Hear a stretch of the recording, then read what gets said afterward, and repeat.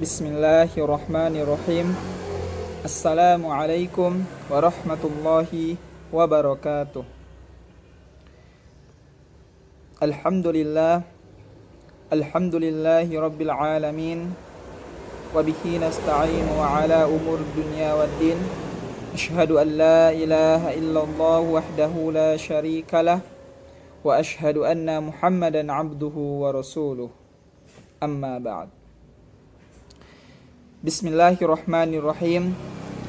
Baiklah, untuk pertemuan kali ini insyaallah kami akan membahas mengenai ruang lingkup ajaran Islam akidah dalam ilmu tauhid.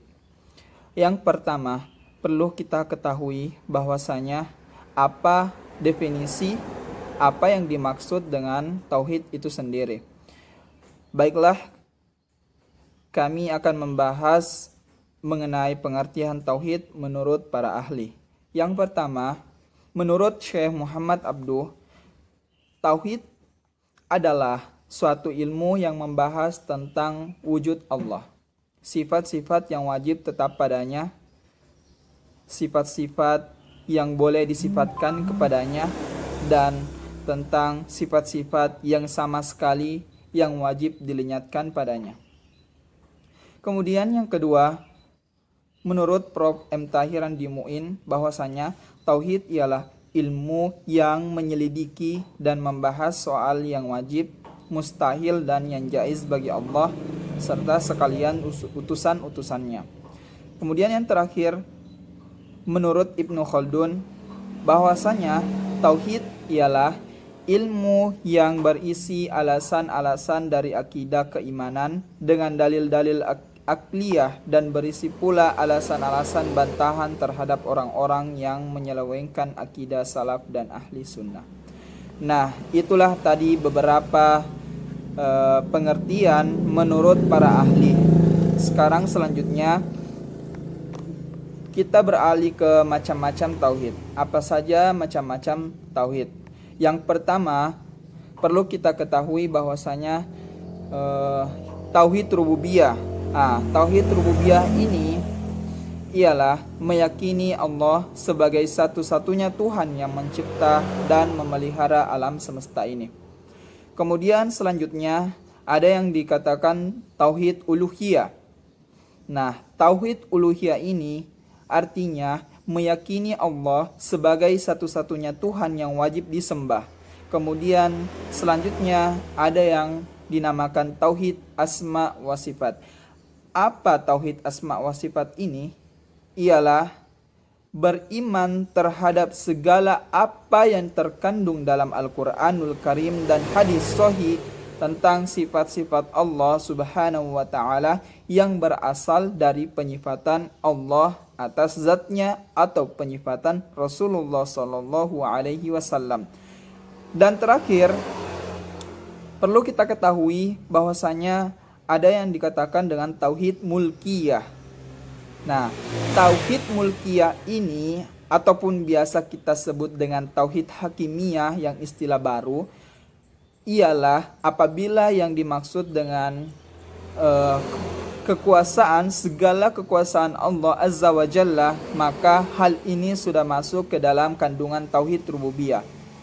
Apabila yang dikehendaki dengan hal ini adalah pelaksanaan hukum Allah di muka bumi, maka hal ini sudah masuk ke dalam tauhid uluhiyah, karena hukum itu milik Allah Subhanahu wa ta'ala dan tidak boleh kita beribadah melainkan hanya kepada Allah semata.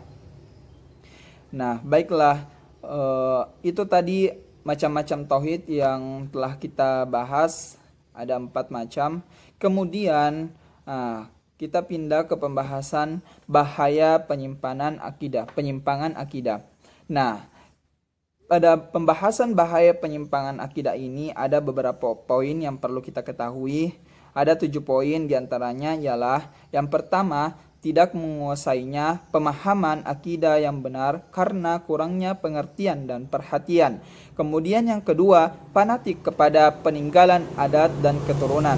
Nah, yang dimaksud dengan fanatik peninggalan kepada adat dan keturunan ini, dia mempercayai adanya kekuasaan, keyakinan terhadap adat ataupun keturunan pada budaya-budaya masing-masing. Kemudian yang selanjutnya, taklid buta kepada perkataan tokoh-tokoh yang dihormati tanpa melalui seleksi yang tepat sesuai dengan argumen Al-Quran dan Sunnah. Sehingga apabila tokoh panutannya sesat, maka ia pun ikut tersesat. Nah, ini yang biasa dikatakan mengikuti budaya-budaya yang tidak ada tidak melalui seleksi yang tepat sesuai dengan argumen Al-Quran dan As-Sunnah. Kemudian selanjutnya, berlebihan ekstrim dalam mencintai dan mengangkat para wali dan orang sufi yang sudah meninggal dunia, sehingga menempatkan mereka setara dengan Tuhan atau dapat berbuat seperti perbuatan Tuhan. Nah, ini ya yang biasa kita dapatkan di daerah-daerah pedalaman yang masih kental akan budayanya. Dia mempercayai, bahkan dia lebih mencintai Allah, dia lebih mencintai orang-orang sufi yang sudah meninggal dunia dibanding mencintai Allah Subhanahu wa taala. Nah, itu salah.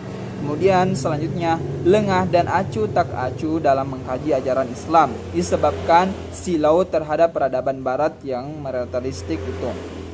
Kemudian yang keenam, pendidikan di dalam rumah tangga. Banyak yang tidak berdasar Islam sehingga anak tumbuh tidak mengenal akidah Islam. Nah, disinilah pentingnya peran kita sebagai orang tua ketika mempunyai anak di usia dini. Alangkah baiknya kita mengajarkan beberapa tuntutan-tuntutan Islam, ajaran-ajaran Islam kepada anak kita, sehingga ketika dia tumbuh dewasa, dia bisa memilah di mana yang baik dan di mana yang buruk. Kemudian yang terakhir, peranan pendidikan resmi tidak memberikan porsi yang cukup dalam pembinaan keagamaan seseorang. Nah, itulah tadi beberapa poin tentang bahaya penyimpangan akidah.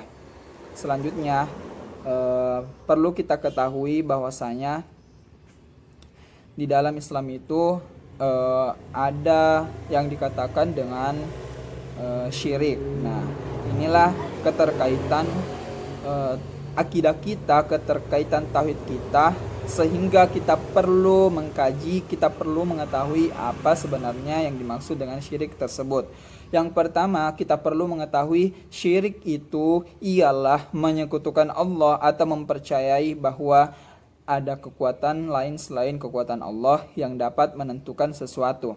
Kemudian di dalam syirik ini ada pembagiannya. Nah, pembagian syirik ada dua. Yang pertama, asyirkul akbar, yang biasa disebut dengan syirik besar. Nah, syirik besar ini ialah mempercayai Tuhan selain Allah yang diikuti dengan pemujatan atau penyembahan kepadanya, yaitu berhala, segala macam benda-benda mati, benda hidup, secara terang-terangan seperti menyembah berhala. Kemudian selanjutnya asyirkul asgar. Syirik asgar atau biasa dikatakan syirik kecil ini adalah keyakinan seorang muslim kepada selain Allah, di samping meyakini Allah sebagai Tuhan yang wajib disembah, seperti meyakini benda-benda atau kekuatan-kekuatan gaib selain Allah, seperti kepercayaan kepada tempat-tempat atau benda-benda keramat, serta ramalan-ramalan nasib yang bisa menentukan nasib kita ke depan. Nah, itu tadi beberapa pembagian syirik yang harus kita ketahui.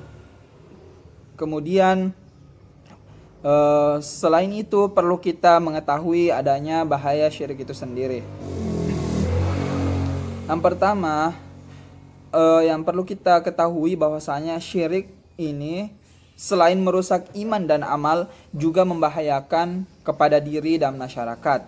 Dengan sendirinya, syirik akan membelenggu jiwa dan membungkam pikiran si pelaku. Sebab keterkaitannya kepada benda akan mengakibatkan ketergantungan kepada benda-benda yang diyakininya, sehingga dapat menghilangkan pikiran jernih manusia. Misalnya ini orang-orang yang suka mencari pertolongan atau perlindungan dalam perkara yang gaib. Kemudian yang terakhir perlu kita mengetahui, perlu kita membahas kiat-kiat untuk pemeliharaan akidah. Adapun poin-poin yang perlu kita ketahui dalam menjaga ataupun mengetahui kiat-kiat untuk memelihara akidah tauhid kita dalam kehidupan sehari-hari, yang pertama menambah atau memperdalam ilmu. Nah, ilmu apa saja perlu kita ketahui bahwasanya ilmu yang dimaksud di sini ilmu agama. Nah, kita perlu mengkaji Al-Quran dan hadis sunnah. Kemudian selanjutnya membiasakan amal soleh, membiasakan jihad, berserah diri kepada Allah Subhanahu wa taala dalam segala sesuatu, selalu mencari keridhaan Allah, memakmurkan masjid, membiasakan zikir dan membaca serta mendengarkan Al-Qur'an. Nah, itulah beberapa kiat-kiat untuk pemeliharaan akidah dan tauhid kita, sehingga keyakinan kita tidak melenceng dan tetap kita meyakini bahwasanya Allah Subhanahu wa taala ialah maha segalanya, maha sesuatu segalanya, maha kuat, maha esa, dan tidak ada bandingannya. Kemudian yang terakhir ialah penerapan tauhid dalam kehidupan sehari-hari. Nah, perlu kita ketahui aplikasi secara sederhana dari kalimat tauhid la ilaha illallah adalah keyakinan yang mutlak yang patut kita tanamkan dalam jiwa bahwa Allah Subhanahu wa taala maha esa dalam hal mencipta, dalam penyembahan, tanpa ada sesuatu pun yang mencampuri dan tanpa ada sesuatu pun yang sepadan dengannya. Kemudian menerima dengan ikhlas akan apa-apa yang berasal darinya, baik itu berupa perintah yang mesti dilaksanakan ataupun larangan yang mesti ditinggalkan semua. Nah, itu akan mudah ketika hati kita ikhlas mengakui bahwa Allah Subhanahu wa taala itu Maha Esa. Nah, itu beberapa yang sudah kita bahas mengenai tauhid, mengenai akidah pada pertemuan kali ini.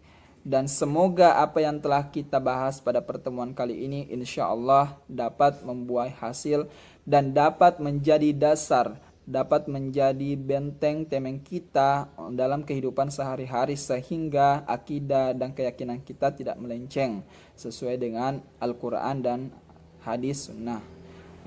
Baiklah, terima kasih atas perhatiannya.